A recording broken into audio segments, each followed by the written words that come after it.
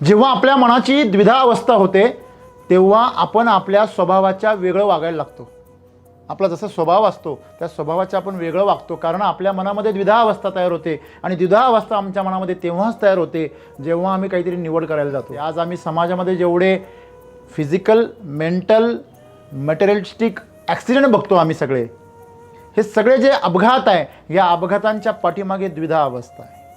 जो प्रसन्न माणूस आहे त्याला दुसऱ्याकडनं काही अपेक्षा नसते हो. जो समाधानी आहे त्याला काही अपेक्षा नाही. आणि असा माणूस स्वतःमध्ये प्रसन्न जो असतो त्याच्याजवळ जाऊन बसावंसं वाटतं. आम्ही समाजासमोर काय बोलतो आणि दुसऱ्यासोबत आम्ही काय बोलतो यापेक्षा माझं स्वतःबरोबरचं स्वगत काय आहे. तुमच्याबरोबरचं स्वगत जर तुमचं सुंदर असेल, मधुर असेल, तर तुमचा इतरांबरोबरचा संवाद तर आपोआपच सुंदर होऊन जाईल. तुमचं सत्य जाणून घेण्याची क्षमता किती आहे हे तुम्ही स्वतःबरोबर किती सत्य आहात याच्यावर कळतं. जर तुम्हाला वाटतंय कोणीतरी मला प्रेम द्यावं, देवानी मला प्रेम द्यावं, देवानी माझ्यावर प्रेम करावं, त्यांनी जर मला जन्म दिलाय त्यांनीच माझी काळजी घ्यावी, घेईल ना तो. परमेश्वर म्हणतो तुला मी हात दिले, पाय दिले, डोळे दिले, कान दिले, सगळं तुला शरीर दिलं, सुदृढ शरीर दिलं, तुला सर्व ही व्यवस्था निर्माण करून दिली, तुला फक्त करायचं येणार आहे. प्रत्येकाला आपलं पोट भरण्यासाठीची जी काही अक्कल असते ती परमेश्वराने दिलेली आहे. फक्त तुमची तयारी पाहिजे. तुमच्याकडं नाही आहे असं काहीच नाही आहे. तुमच्याकडे जे जीवन आहे हे एवढं अनमोल आहे, त्याची किंमत ह्या पूर्ण सृष्टीमधलं ऐश्वर्य, संपत्ती जरी समोर ठेवली तरी नाही होऊ शकत. आम्हाला मिळालेली जी इंद्रिय आहे, आम्हाला मिळालेले जे काही शरीर आहे, आम्हाला मिळालेलं जे जीवन आहे हे अनमोल आहे. आणि आम्ही एवढे श्रीमंत असूनसुद्धा आम्ही भिकाऱ्यासारखे जगतो. तुम्ही स्वतःला जसं बनवता तशा गोष्टी तुमच्याकडे आकर्षित होतात. हा या प्रकृतीचा नियम आहे. का तुम्ही स्वतः जेव्हा प्रेमाची कोणाकोणतरी अपेक्षा करता, देवाकडून अपेक्षा करतात, त्याच्याऐवजी तुम्ही स्वतः प्रेमळ असणं गरजेचं आहे. आणि तुम्ही स्वतः जर प्रेमळ असाल तर तुम्हाला देवानी किंवा कोणीतरी तुमच्यावर प्रेम करून तुमचं जीवन सुंदर करण्याची गरज पडणार नाही. प्रेम म्हणजे काय हो? जे आहे ते स्वीकारणं म्हणजे प्रेम. मग काल काय घडलं त्याच्यावर तुम्ही आज चिंतन करताय म्हणजे तुम्ही आजच्या दिवसाची आठवणसुद्धा काय कशी करताय? कडू करताय. म्हणजे एखादी गोष्ट जर आपल्या प्रतिकूल घडली तर त्याच्यामध्ये चांगलं काय आहे हे शोधण्याची ताकद तुमच्या जर विचारामध्ये असेल तर तुम्ही ती गोष्ट तुमच्यासाठी अनुकूल बनवू शकता. बघा, आम्ही ही दुनिया कशी बनवतो आम्हाला माहीत नाही, परंतु आम्ही स्वतःला मात्र मधुर आणि सुंदर बनवू शकतो. आणि आमचं जीवन जर आम्ही सुंदर आणि मधुर बनवलं तर किमान त्याच्या सुगंधामध्ये आजूबाजूला काही जणांचं जीवन तरी सुगंधित होईल. मित्र हो, आपल्या प्रत्येकाला आपलं स्वतःचं जीवन गोड असावं, मधुर असावं, सुंदर असावं असं वाटतं. मग त्याची सुरुवात आपण आपल्या शरीरापासून करतो. आपण आपल्या शरीराला सजवतो, शरीराला आपण नीटनेटकं करतो, स्वच्छ करतो, आकर्षक बनवतो. याचा उद्देश असा आहे की आपल्याकडनं जे बाहेर जातं ते सुंदर असावं. आपल्याकडनं जे काही बाहेर वायूज जातात, जे काही एक भाव बाहेर पडतात, ती सगळी भाव सुंदर असावे आणि सर्वांना आपल्यापासून सुख मिळावं आणि सगळे आपल्याकडे आकर्षित व्हावे अशी प्रत्येक मानवाची आज काय इच्छा आहे. आपण फेसबुकवर जा, व्हॉट्सअपवर जा, यूट्यूबवर जा, प्रत्येकाला वाटतं की मला लोकांनी लाईक करावं आणि मला लाईक करावं. या आशेपोटी प्रत्येकजण स्वतः सुंदर बनण्याचा प्रयत्न करतो आहे. त्याचं हे सौंदर्य जे आहे ते त्याच्या शरीराच्या पातळीवर आहे, मनाच्या पातळीवर आहे, परंतु दुर्दैवाने ते फक्त काही विशिष्ट लोकांसाठी आहे. त्याला सर्वांसाठी सुंदर बनायचं नाही आहे. त्याला काही विशिष्ट लोकांसाठी सुंदर बनायचं आहे. त्याला काही विशिष्ट लोकांसाठी गोड बनायचं आहे, मधुर बनायचं आहे. आणि ह्या सगळ्या वृत्तीमुळे त्याच्या अंतःकरणामध्ये कुठेतरी अमंगळ तयार होतं, भेदाभेद तयार होतं. आणि ज्या वेळेस तो अशा प्रकारचं सिलेक्टिव्ह मेंटॅलिटी डेव्हलप करतो त्यावेळेस त्याचं जे काही स्वत्व असतं, अस्तित्व असतं, ते काय होतं? गोंधळून जातं. बघा, जेव्हा आपल्या मनाची द्विधा अवस्था होते तेव्हा आपण आपल्या स्वभावाच्या वेगळं वागायला लागतो. आपला जसा स्वभाव असतो त्या स्वभावाच्या आपण वेगळं वागतो, कारण आपल्या मनामध्ये द्विधा अवस्था तयार होते. आणि द्विधा अवस्था आमच्या मनामध्ये तेव्हाच तयार होते जेव्हा आम्ही काहीतरी निवड करायला जातो. जेव्हा आमच्यामध्ये आवड आणि निवड हा भागच नसतो तेव्हा आम्ही प्रसन्न असतो, तेव्हा आम्ही तणावरहित असतो, चिंतामुक्त असतो. कुठल्याही प्रकारचा जो दुजाभाव आपण ज्याला म्हणतो, द्विधा अवस्था जी आहे ती आमच्या मनामध्ये नसते. आज आम्ही समाजामध्ये जेवढे फिजिकल, मेंटल, मटेरियलिस्टिक ॲक्सिडेंट बघतो आम्ही सगळे, हे सगळे जे अपघात आहे, या अपघातांच्या पाठीमागे द्विधा अवस्था आहे, असंतुलन आहे. एखादी बिल्डिंग जर कोसळली तर ती तिच्या बॅलन्स गमावल्यामुळे कोसळते. तुम्ही पाहिलं असेल, मोठमोठ्या इमारती जेव्हा कोलॅप्स केल्या जातात जुन्या झाल्यानंतर, त्यावेळेस त्याचे काही काही पिलर्स वीक केले जातात, ब्लास्ट करून ते तोडले जातात आणि ती बिल्डिंगचा तोल घालवला जातो आणि एकदा तोल गेला की ती बिल्डिंग काय ते खाली येते. मित्रांनो, माणसाच्या आयुष्याचं जी काही इमारत आहे ती इमारतसुद्धा अशा प्रकारे असंतुलित झाली की ती कोसळायला लागते आणि जेव्हा ती ताणतणावामध्ये येते तेव्हा त्याची संपूर्ण शक्ती स्वतःचा बॅलन्स साधण्यासाठी खर्च होऊन जाते आणि मग त्याच्याकडे दुसऱ्याकडे देण्यासाठी काही राहत नाही, उलट त्याला दुसऱ्याच्या आधाराची गरज पडते. जो प्रसन्न माणूस आहे त्याला दुसऱ्याकडनं काही अपेक्षा नसते. हो, जो समाधानी आहे त्याला काही अपेक्षा नाही, काहीच अपेक्षा नाही. आणि असा माणूस स्वतःमध्ये प्रसन्न जो असतो त्याच्याजवळ जाऊन बसावंसं वाटतं. त्याच्या चेहऱ्यावर तेज आहे, चेहऱ्यावर आनंद आहे, चेहऱ्यावर समाधान आहे. अशा माणसाजवळ जाऊन बसावंसं वाटतं. म्हणून तर आम्हाला लहान मुलं आवडतात. लहान मुलं निरागस असतात, पण जेव्हा ती चिडचिड करतात आणि जेव्हा ती रडायला लागतात तेव्हा आम्हाला ती पण नकोशी वाटतात. पण इन जनरल लहान मुलाला जर वेळेवर सगळं खायला प्यायला आणि आराम जर भेटला तर ते एकदम गोड व्यक्तिमत्व असतं. मग ते गोड व्यक्तिमत्व आमच्या आयुष्यामध्ये आम्ही गमावलं आणि म्हणून आज आमच्याकडे दुःख आहे. आम्ही कडू आहोत. बऱ्याच जणांना आम्ही कडू वाटतो. फार कमी लोक आहे आमच्या आयुष्यामध्ये. कदाचित ती आमच्या फॅमिलीमधली असतील, कदाचित एखादा मित्र असेल, मैत्रीण असेल. फार कमी लोक आहेत आमच्या आयुष्यामध्ये ज्यांना आम्ही गोड वाटतो. बाकी सगळ्यांना आम्ही कसे वाटतो? कडू वाटतो, तिखट वाटतो, तुरट वाटतो, खारट वाटतो. मग आमचा जो स्वभाव आहे तो स्वभाव आम्ही ज्या पद्धतीने बनवला त्या पद्धतीने आम्ही समोरच्याला दिसतो. आपण नेहमी बोलत असतो.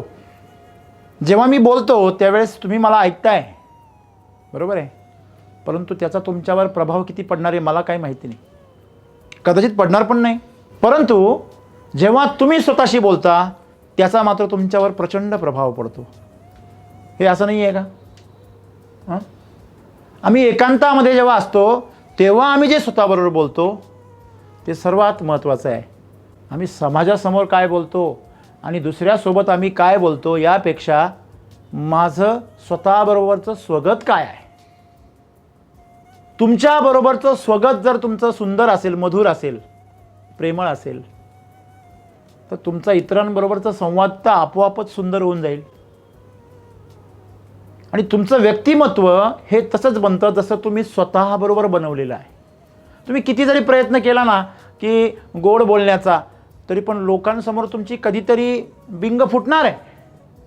तुम्ही कसे आहात हे एखाद्या विपरीत परिस्थितीमध्ये समाजाला कळून जातं आणि त्या दिवसापासून समाजामध्ये तुम्ही कमवलेली जी काही विश्वासाची एक मूर्ती आहे ती पूर्णपणे भंग पावून जाते. मूर्ती घडवायला आयुष्य जातं, व्यक्तिमत्वाची मूर्ती घडवण्यासाठी आयुष्य जातं, पण ती भंग पावण्यासाठी एक क्षणसुद्धा पुरेसा असतो. असं का घडतं? कारण ती मूर्ती थोतांड असते. ती भंग का पावते? कारण ती भंगच आहे, तो फक्त भास असतो म्हणून ती भंग पावते. तुमची जर शाश्वत असेल, चिरंजीव तुमची मूर्ती असेल, एकदम पारदर्शी असेल, ती कशानेही भंग पावत नाही. ती एखाद्यापुरती भंग त्याच्या कल्पनेत पाहू शकते, पण सर्वांसाठी ती भंग नाही पाहू शकत, कारण ती शाश्वत आहे. म्हणून तर म्हटलं जातं ना, सत्य परेशान होता है, पराजित नाही होता. तुमचं सत्य जाणून घेण्याची क्षमता किती आहे हे तुम्ही स्वतःबरोबर किती सत्य आहात याच्यावर कळतं. समोरचा माणूस किती सच्चा आहे ह्याने काही फरक पडत नाही. तुम्ही स्वतःबरोबर किती सच्चे आहात त्यांनी फार फरक पडतो. तुम्ही स्वतःबरोबर कसे वागता, तुम्ही स्वतःला काय प्रोग्रामिंग करता ते फार महत्त्वाचं आहे. आणि त्यालाच अनुसरून आज सद्गुरू आम्हाला सांगताय की प्रत्येकजण सांगतो, अरे काय देवाची माझ्यावर कृपा नाही रे, या जगात देव सगळ्यांची काळजी घेतो पण माझी नाही घेत. देव जो असतो तो कधी भेदाभेद करतो का? आणि तो जर भेदाभेद करत असेल तर देव कुठला? कारण भेदाभेद अमंगळ आहे. आणि तो जर भेदभाव करत असेल तर तो कशाला हवाय आम्हाला? असा देवही नको. जो भेदभाव करतो. याचा अर्थ एक तर देवात काहीतरी प्रॉब्लेम आहे, नाही तर तुझ्यात काहीतरी प्रॉब्लेम आहे. जास्त चान्सेस हे आपल्यात प्रॉब्लेम आहे. आणि म्हणून देव जो आहे त्याच्याकडनं आम्ही ज्यावेळेस अपेक्षा करतो मित्रांनो, त्यावेळेस आम्ही हा विचार करत नाही आहे की मी काय देतो. देवाची भूमिका देण्याची आहे, माझी भूमिका घेण्याची आहे. मी याचक आहे. जोपर्यंत मी याचक आहे तोपर्यंत देवाबद्दल बोलण्याची माझी पात्रता नाही.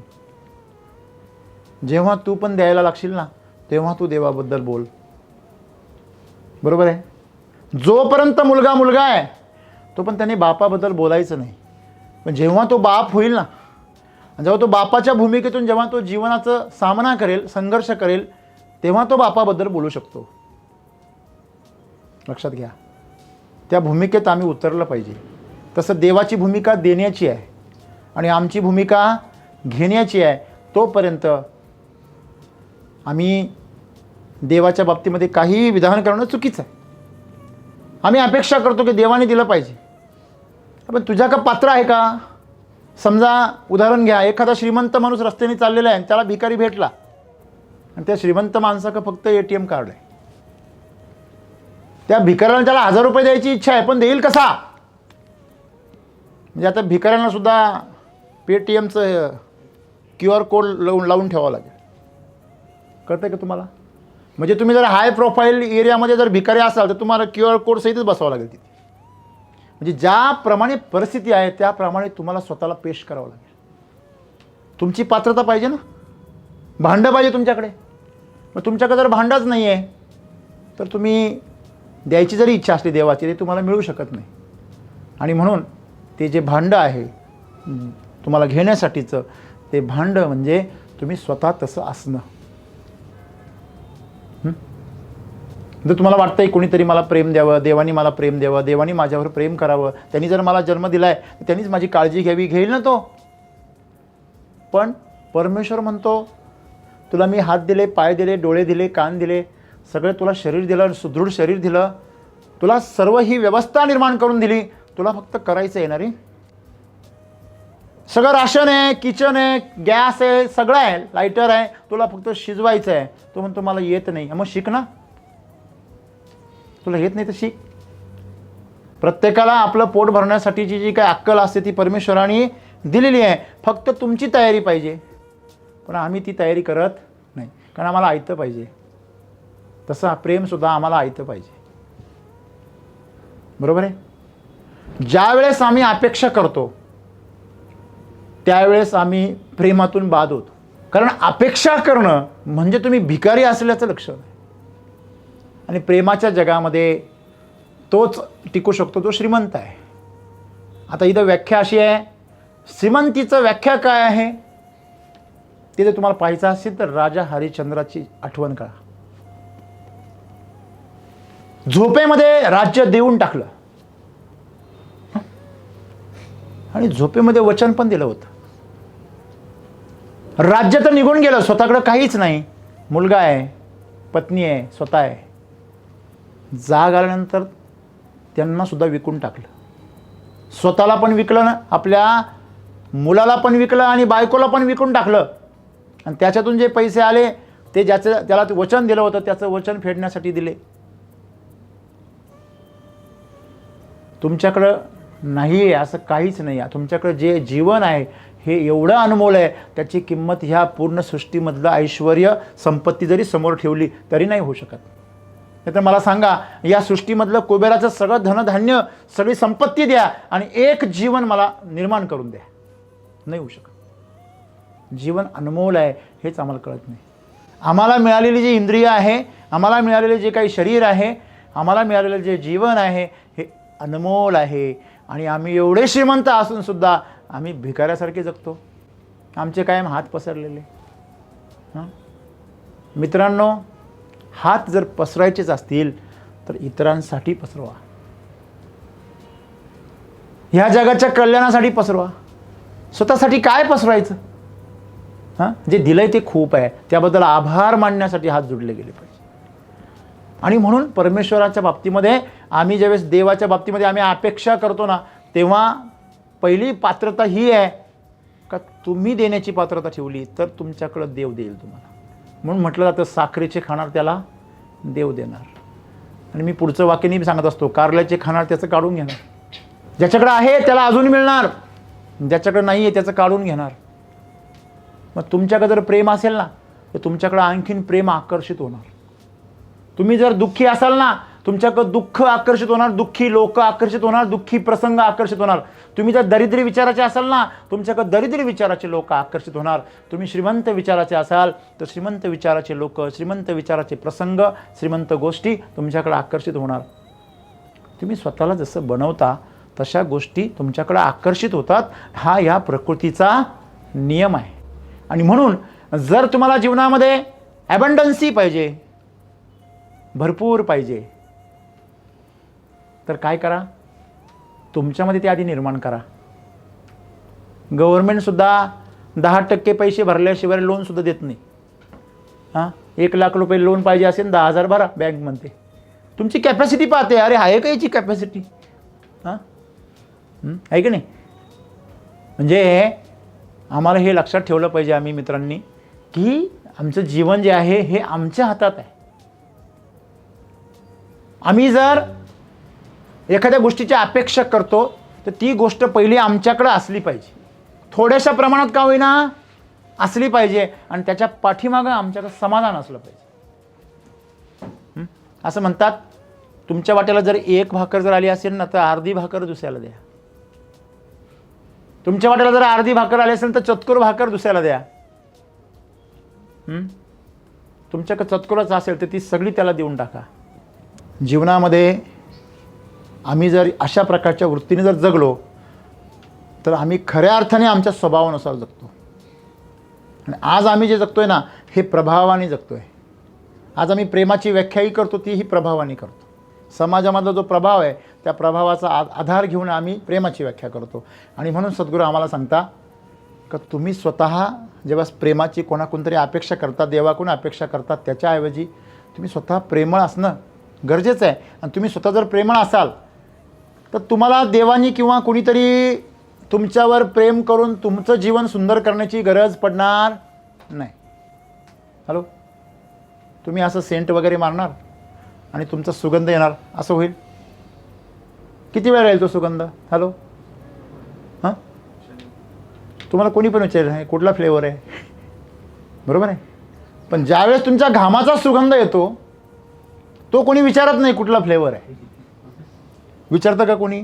नाही. ज्यावेळेस कष्ट करता, तुम्ही मेहनत करता, ज्यावेळेस तुमच्या अंगातून घाम टपकतो आणि त्याचा जो सुगंध आजूबाजूला पसरतो ना मित्रांनो, तो सुगंध हा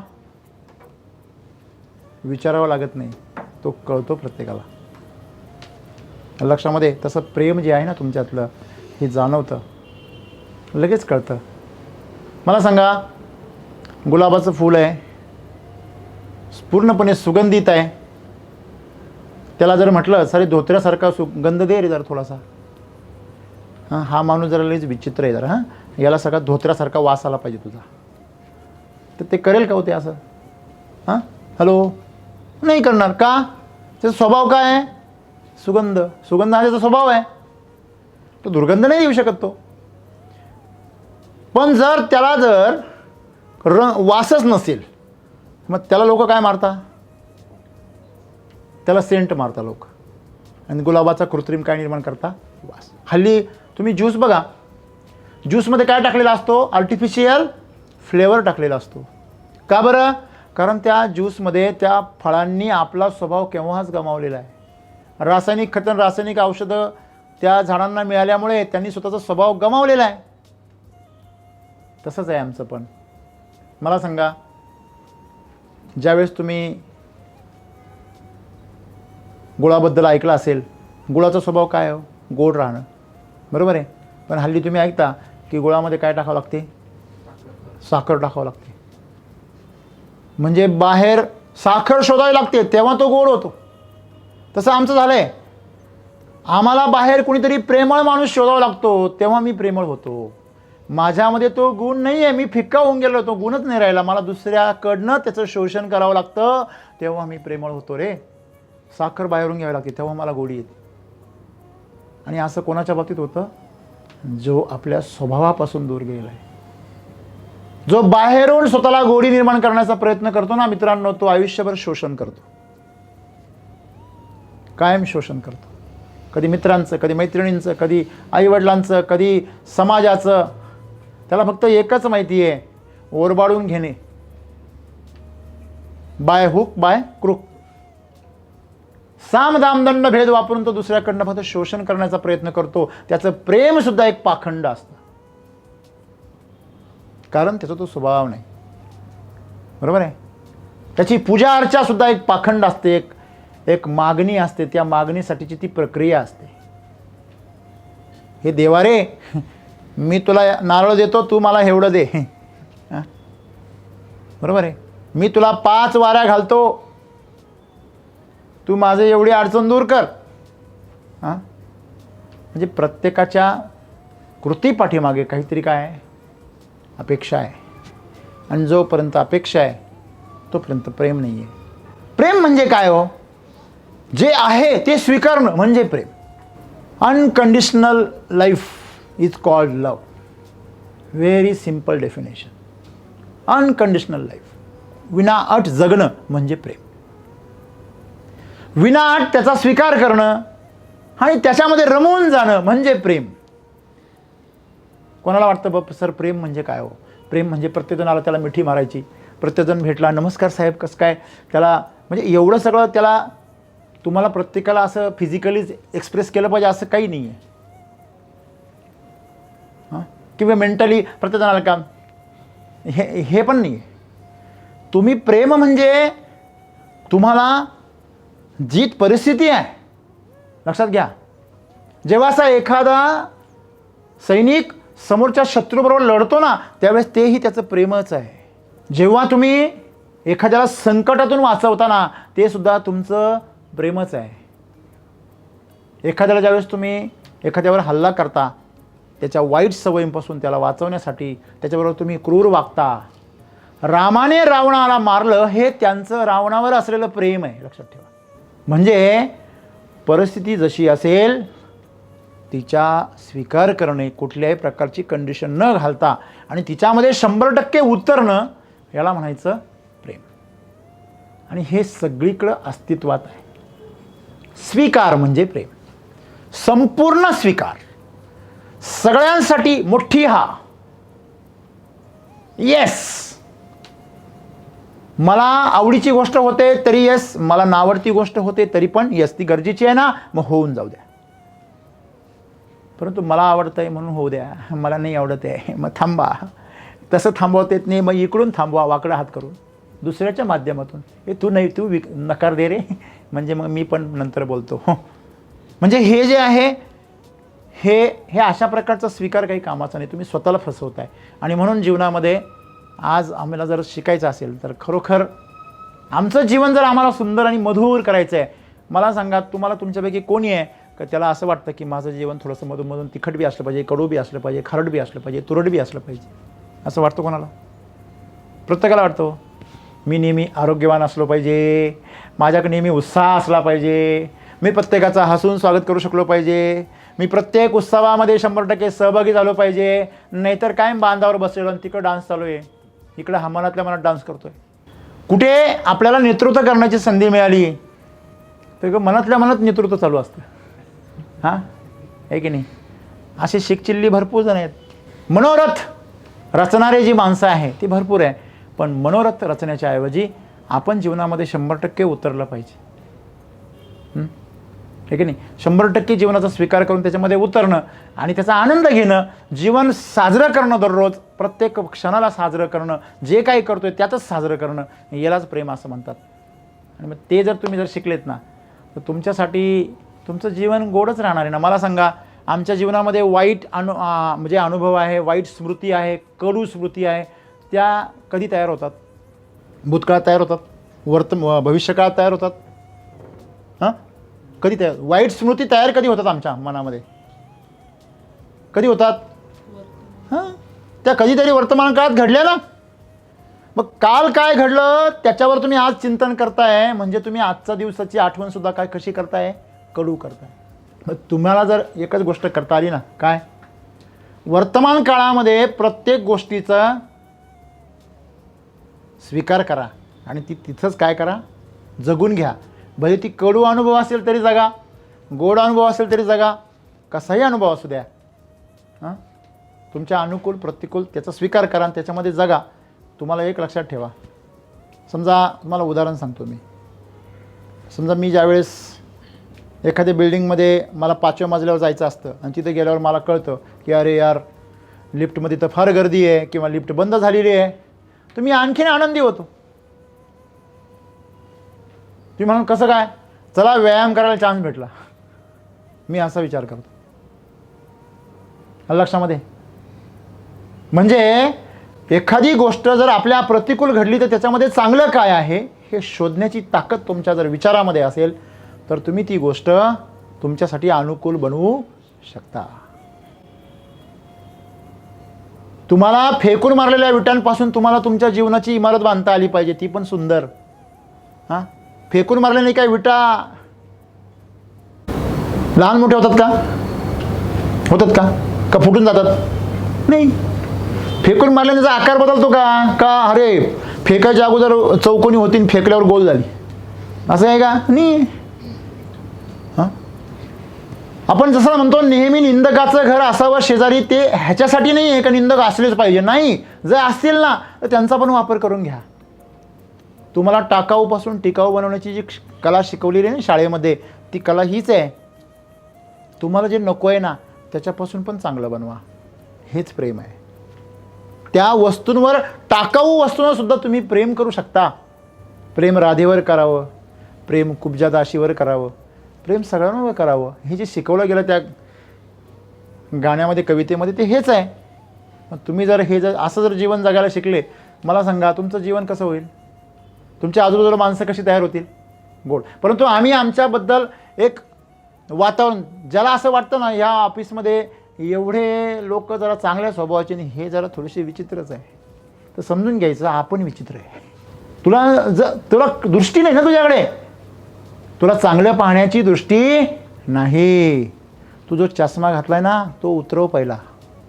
हां, तू बाहेरून कुठून तरी चष्मा घालून आला, समाजाने दिला, आईवडिलांनी दिला, शिक्षकांनी, कोणीतरी तुला चष्मा दिला, तोच घालून तू मिरवतो इकडं तिकडं, त्याच्यामुळे सगळे तुला वेगळ्याच रंगाचे दिसू राहिले. तू पहिला उतरव. आणि तो उतरवण्यासाठी तुम्हाला चिंतनाची गरज आहे, चांगल्या विचारांची गरज आहे, स्वतःला बदलवण्याची गरज आहे. आणि जिवंत माणसं स्वतःला बदलवतात, मेलेले नाही बदलवत. मुर्द्याने कधी स्वतःला बदलवलं असं पाहिलं का तुम्ही? हॅलो, एखादा मुर्दा आहे आणि पटकन गेला आणि कपडे बदलून आला असं पाहिलं का? नाही. तो बदलून आला तर तुम्ही थांबणार नाही तिथे. असं आहे. तेव्हा जिवंत आहात, जिवंत असल्याचं लक्षण आहे का तुम्ही स्वतःमध्ये बदल करू शकता. आणि आजचा सद्गुरूंचं म्हणणं तेवढंच आहे, बघा आम्ही ही दुनिया कशी बनवतो आम्हाला माहीत नाही, परंतु आम्ही स्वतःला मात्र मधुर आणि सुंदर बनवू शकतो. आणि आमचं जीवन जर आम्ही सुंदर आणि मधुर बनवलं तर किमान त्याच्या सुगंधामध्ये आजूबाजूला काही जणांचं जीवन तरी सुगंधित होईल, एवढीच आम्ही परमेश्वराकडनं अपेक्षा करूया. धन्यवाद.